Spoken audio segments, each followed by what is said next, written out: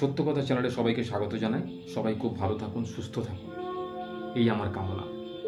তোমার এখনকার টপিক, ভগবান কি কি সংকেত দেন একটা মানুষকে জীবনে বিপদ আসার আগে, সেই নিয়ে আমার আজকে আলোচনা। ভগবানের সংকেত, যেটাকে বলা হয় আকাশবাণী, এটা তোমরা শুনেছি নাকি? বিভিন্ন টিভি চ্যানেলে আগেকার দিনে পুরানো যেসব কাহিনীগুলো দেখতাম, সেখানে আকাশবাণী হতো। আপনারা সবাই মনে রাখবেন যে এই কথাটা ভেবে সে আকাশবাণীটা দিয়েই মহাভারত শুরু হতো, বিআর চোপড়া সেই বিখ্যাত ফিল্ম। তো আমি এরকম কিছু আকাশবাণী নয়, মানে এমন কিছু সংকেত আপনাদের বলবো, যেটা থেকে আপনারা বুঝতে পারবেন যে ভগবান কোনো বিপদ আসার আগে আপনার জীবনেতে তিনি সংকেত পাঠান। এই সংকেতগুলো কি করে বুঝবেন যে ভগবান আপনাকে সংকেত পাঠাচ্ছেন?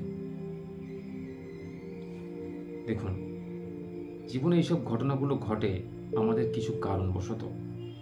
ধরুন, আপনার কোনো জায়গায় একটা ভালো চাকরি হতে চলেছে, বা আপনি কোনো ভালো ব্যবসা করতে চলেছেন, বা আপনি ভালো সময়ের মধ্যে দিয়ে যাচ্ছেন। এক্ষেত্রে আপনাকে ভগবান কিছু কিছু ইঙ্গিত দেবে। দেখবেন, আপনি যখন ভালো সময়ের মধ্যে দিয়ে যাবেন, আপনার আত্মীয় স্বজন আপনাকে তোষামোদ করছে, আপনার বাড়ির লোক আপনার মন জুগিয়ে চলছে, আপনার স্ত্রী আপনাকে সেবা যত্ন করছে, এবং আপনার মনটা দেখবেন হঠাৎ করেই ভালো হয়ে যাবে। যখন আপনার সময় ভালো আসবে, মনে একটা ফুরফুরে ভাব আসবে, মেজাজ আসবে, আপনার কোনো কিছুতে আপনি রাখবেন না, অর্থাৎ খিটখিটে মেজাজ আপনার চলে যাবে। আর কি দেখবেন না, কোনো খারাপ খবর আসার আগে, জীবনে কোনো খারাপ ঘটনা ঘটার আগে ভগবান কিছু কিছু সংকেত দেয়, এবং ওই সংকেতটা কিন্তু ওপর থেকেও নেই, সেই আকাশবাণীর মতো দেন না। দেখবেন, বাড়ির পূর্বপুরুষ, অর্থাৎ যারা বয়োজ্যেষ্ঠ, যারা বয়স্ক লোক, তাদের মাধ্যমে উনি আমাদের কিছু কিছু সংকেত প্রদান করার চেষ্টা করেন। ধরুন, কোনো আপনি শুভ কাজে যাচ্ছেন, আপনার মা বা আপনার কাকিমা বা আপনার বাবা বা আপনার দাদু যদি বেঁচে থাকেন, তিনি আপনাকে বাধা দিচ্ছেন। তিনি অনেক বিচক্ষণ মানুষ, আগেকার পুরাতন মানুষ, অনেক জানেন, জীবনটা আমাদের থেকে অনেক বেশি দেখেছেন, তাই যেন অভিজ্ঞতা অনেক বেশি আমাদের থেকে। তাই কোনো জায়গা যাওয়ার আগে এনাদের মতামত নিন, এনারা কি সত্যি চাইছেন নাকি চাইছেন না। বিশেষ করে মা একটি এমন শব্দ, যার মধ্যে গোটা পৃথিবী প্রবেশ করে যাবে। মা পৃথিবীর সব থেকে ছোট শব্দ, তার মধ্যে কিন্তু গোটা পৃথিবী প্রবেশ করে যাবে। তাই মায়ের সম্মান যে করে না, তার কিন্তু জীবন উন্নতি হয় না। তাই মা এবং বাবা উভয়কেই সম্মান করার চেষ্টা করুন। কোনো জায়গায় যাওয়ার আগে মায়ের অনুমতি নিন, যে মা, এই জায়গাটা আমি যাচ্ছি, যাওয়াটা কি উচিত হবে, তুমি কি বলো? সে যদি আপনাকে গ্রিন সিগন্যাল দেয়, তবে কিন্তু সে পথে এগোবে। আর তিনি যদি রেড সিগন্যাল দেন, তাহলে কিন্তু আপনি সে পথে এগোবেন না। মায়েরা কিন্তু বুঝতে পারে। যেমন বাড়িতে কোনো হঠাৎ বিপদ আপদ আসবে, এটা যদি বুঝতে পারে, সেটা কে পর্যন্ত? বাড়ির কুকুর বেড়ালরা, অবলা প্রাণী, এদের মধ্যে এমন একটি শক্তি আছে, সিক্সথ সেন্স, যেটা দেখে এরা আগে থেকে কোনো বিপদ হলে তার সংকেত পেয়ে যায়, যেটা আমাদের কান্নার মাধ্যমে বা ডাকার মাধ্যমে বুঝিয়ে দেয়।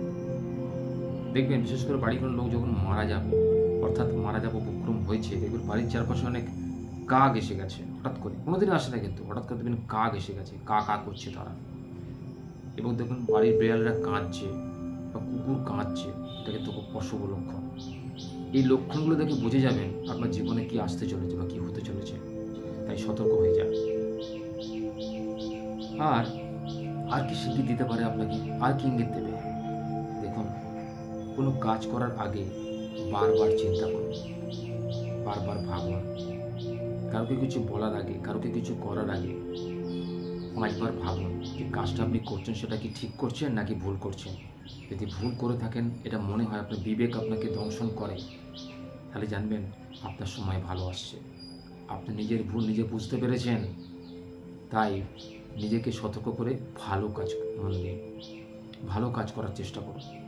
মানে ভগবান আপনাকে সতর্ক করছে যে কাজটা আপনি করবেন না, আপনার জন্য উপযুক্ত নয়, এতে আপনার মানহানি হবে, সম্মানহানি হবে, অর্থহানি হবে। তাই এই কাজটা কোনোদিন করবেন না। ভগবানের এই ইঙ্গিতটাকে বোঝার চেষ্টা করুন। আর কি বুঝবেন? দেখবেন আপনি খাচ্ছেন, খাবারটা মুখে তোলার আগে আপনার অমুক রাস্তাতে, কলকাতার অমুক রাস্তাতে বা আপনার যেখানে থাকেন সেই রাস্তার মোড়েতে একটা ভিখারির কথা মনে পড়লো, বা একটা অভুক্ত কুকুরের কথা মনে পড়লো, যে সে তো তাহলে খায়নি, তাকে একটু খাবারটা দিলে ভালো হয়। এই যে মানুষের জন্য মন কাঁদা, গরিবের জন্য মন কাঁদা, এটা কিন্তু জানবেন একটি ভালো লক্ষণ। ভগবান এই লক্ষণটা কিন্তু সবার মধ্যে দেন না। দেখবেন অনেক কোটিপতি বড়লোক আছে, তাদের হাত দিয়ে কিন্তু একটা টাকাও গলে না। কোনো বাড়িতে ভিক্ষু গেলে, বাড়ি দোরগোড়ায় কোনো ভিখারি এলে, তারা কিন্তু তাদের দূর দূর করে তাড়িয়ে দেন। দেখবেন বড় মার্সিডিস গাড়ি করে কলকাতার রাস্তায় যাচ্ছে কি কোনো জায়গায় যাচ্ছে, রাস্তার ধারে, রাস্তার ভিখারি ছেলেটা কি মেয়েটা তার গাড়ির সামনে সিগনালে দাঁড়িয়ে ভিক্ষা চাইছে হাতে বাটি নিয়ে, সেসব লোক বা নারীর মন এতটুকু গলে না যে জানলার কাঁচটা খুলে, গাড়ির কাঁচটা খুলে তাদের হাতে টাকা দিই, সাহায্য করি। তারা উল্টে কাঁচটা না খুলে চলে যায়। এই যে মন, এই মন কিন্তু উপরওয়ালা দেয় না। যখন দেখবেন আপনি কাঁচটা খুলে দিচ্ছেন, তখন জানবেন আপনার মনে একটি অদ্ভুত পরিবর্তন হতে শুরু করেছে। উপরওয়ালা ইঙ্গিত দিচ্ছে আপনাকে ভালোর জন্য। এটা কিন্তু একটা ভালো সাইন, ভালো সিম্বল। আপনার উন্নতি হতে চলেছে। এবং আর কি দেখবেন, দেখবেন পরের জন্য আপনার মন কাঁদছে, কাউকে সাহায্য করার জন্য আপনার মন কাঁদছে। আপনার ভগবান আশীর্বাদে অর্থ রয়েছে, আপনি লোকের জন্য কিছু করতে চান, করতে পারছিলেন না, সেই সঠিক রাস্তাটা খুঁজে পাচ্ছিলেন না, হঠাৎ করে আপনি একটা রাস্তা খুঁজে পেলেন। এই যে খুঁজে পেলেন না, এতেই কিন্তু ভগবান আপনাকে সাহায্য করলো। এই ভগবানের এই ছোট ছোট ইঙ্গিতগুলোকে বোঝার চেষ্টা করুন এবং নিজের কাজটাকে সেভাবে পরিচালনা করুন। দেখবেন ভগবান আপনার ভালো করবেন। আর কি করবেন, কখনো ভগবানের বিশ্বাস হারাতে নেই। বলা হয় না একটা কথা, যে কেউ যদি সৎ পথে থাকে মধ্যরাত্রিতেও তার অন্ন জোটে। একটি কাহিনী, ছোট্ট কাহিনী। এক পর্ণ কুটিরেতে এক বৃদ্ধ এবং বৃদ্ধা থাকেন নিঃসন্তান। তাদের দিন আনে দিন খান। বৃদ্ধ ব্রাহ্মণ, লোকের বাড়ি পুজো করে ওনার দিন কাটে। এখন এতটাই বৃদ্ধ হয়েছেন যে কর্মক্ষমতাও নেই। হঠাৎ করে তার স্ত্রী বললেন, সারাক্ষণ ভগবান ভগবান করলে হবে? ভগবান তোমাকে দেখবে, খেতে দেবে? দেখো না কোথাও অন্য সংস্থান করতে পারো কিনা, আজ যে আমি চালাতে পারছি না, সংসারে অন্য যে বাড়ন্ত। তো তিনি সেই কথাটা বুঝে বৃদ্ধার কথা শুনে চলে গেলেন। চলে গিয়ে উনি বাইরে বেরিয়ে গেলেন। হঠাৎ করে দেখলেন যে এক ছেলে এসে তাকে সিধে দিয়ে গেল। সিধে অর্থাৎ ব্রাহ্মণদের যে সিধে দেওয়া হয়, কোনো অনুষ্ঠান, শ্রাদ্ধানুষ্ঠানে হলে যে সিধে দেওয়া হয় ব্রাহ্মণদের, সে সিধে দিয়ে গেল। চাল, কলা, তেল, ফলমূল দিয়ে তাকে দিয়ে গেল। মা, আমার মায়ের শ্রাদ্ধ করলাম, আমার মানসিক ছিল যে আমি ঠাকুরমশাইকে দেব, তাই দিয়ে গেলাম। উনি এলে আমাকে আপনাকে বলতে বলবেন যে আমি দিয়ে গেছি, ওনাকে আমার প্রণাম জানাবেন। এই বলে ছেলেটি চলে গেল। এই কথাটা শুনে ভদ্রমহিলা চোখের অশ্রু ধরে রাখতে পারলেন না। তিনি বললেন, ভগবান তোমার কি লীলা, একসময় তুমি লোককে কাঁদাও, একসময় মনটা হাসিতে ভরিয়ে দাও। যখন আমার খাবার দাবার কিছুই ছিল না, এখন দেখো কত খাবার চলে এলো। এই ভগবানের বিশ্বাস কোনোদিন হারাবেন না। ভগবানের বিশ্বাস হারানো পাপ। কঠিন থেকে কঠিন পরিস্থিতির মধ্যেও ভগবানকে আঁকড়ে ধরে থাকবেন, তার উপর সব কিছু ছেড়ে দেবেন। দেখবেন ভগবান আপনাকে ঠিক সাহায্য করবে, উপস্থিত বুদ্ধি দিয়ে, লোকবল দিয়ে আপনাকে ঠিক বাঁচিয়ে দেবে। ভগবানকে যে মন থেকে ডাকে, তাকে ভগবান সাড়া দেয়।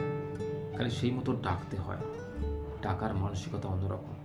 এখনকার দিনে মানুষ জানেন তো, যাদের প্রচুর অর্থ আছে, যশ আছে, কিছু মানুষদের হাতে মোটা সোনার চেন পরেছে, গলায় মোটা সোনার চেন পরে, পাশে ক্যামেরাম্যানকে নিয়ে, রিপোর্টারকে নিয়ে কোনো মন্দিরে পুজো দিতে যাচ্ছেন, দেখাচ্ছেন এই ভগবানের ভক্তি কত আমার। এরকম ভক্তির কোনো প্রয়োজন নেই। চ্যারিটি করতে গেছেন, ফেসবুকে লাইক করছে, দেখাচ্ছে। এই যে চ্যারিটি করলো, দান ধ্যান করলো, এতে কিন্তু ওনার উন্নত হলোই না, উপরন্তু পাপে পর্যবসিত হলো। কোনো কাজ যদি প্রচারের জন্য করা হয়, সেই কাজ কোনোদিন সফল হয় না। ভগবান দেখবেন কোনো না কোনো ইঙ্গিত পাঠান, একটু বিচার করে দেখবেন আপনি অতীতে যদি কোনো ভুল কাজ করে থাকেন, সেই কাজটা করার আগে আপনাকে ভগবান কোনো না কোনো ইঙ্গিত দিয়েছিল। আপনি সেই ইঙ্গিত উপেক্ষা করে সেই কাজটা করেছিলেন এবং কাজটায় অসফল হয়েছিলেন। আপনার অর্থহানি হয়েছিল, মানহানি হয়েছিল। এখন সেটা বুঝতে পারছেন। অতীতে এরকম বহু ঘটনা রয়েছে পুরাণ মহাকাব্যে, রামায়ণ মহাভারতে। রাবণকে বাধা দেওয়ার সময় কিন্তু অনেক লোক এসেছিল।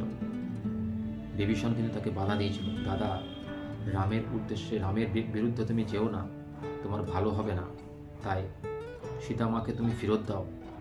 তো রাবণ সে দম্ভের সাথে কিন্তু সীতামাকে ধরে রেখেছিল এবং শেষ যে পরিণতি হয়েছিল সেটা আমরা সবাই জানি। রাম রাবণের যুদ্ধে রাবণের শরীর সমাধি হয়েছিল।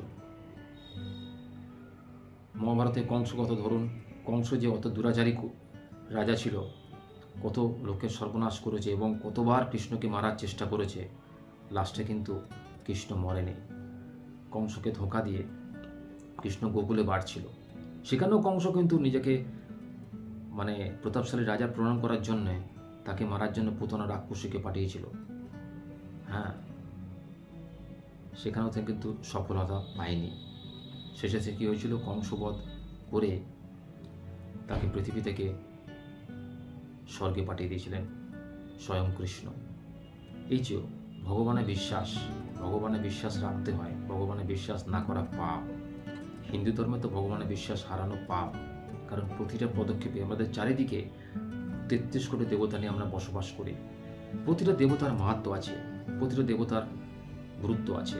সবাইকে গুরুত্ব দেওয়ার চেষ্টা করুন, নিজের কর্তব্য পথে অটল থাকুন এবং ভগবানের এই ছোটোখাটো ইঙ্গিতগুলোকে বোঝার চেষ্টা করুন।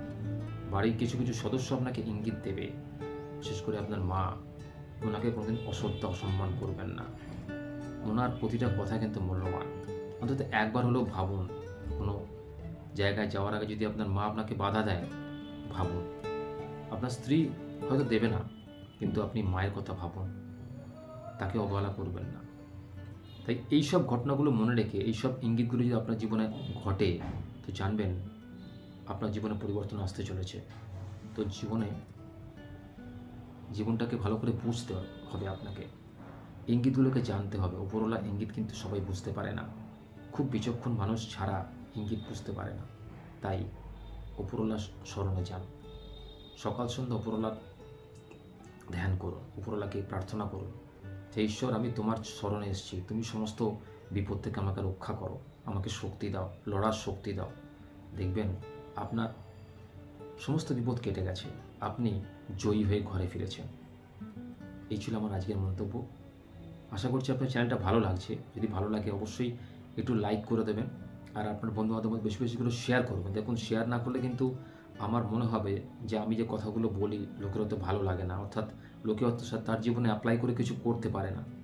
তাই আপনাদের অনুরোধ, আপনারা তো শেয়ার করবেন, আর আপনাদের কমেন্ট বক্সে মতামত জানাতে ভুলবেন না। এই সত্য কথা চ্যানেল আপনাদের কীরকম লাগছে, আপনারা আর কি দেখতে চান, চ্যানেলে আর কি আসলে আপনাদের ভালো লাগবে, অবশ্যই কমেন্ট করে জানাবেন।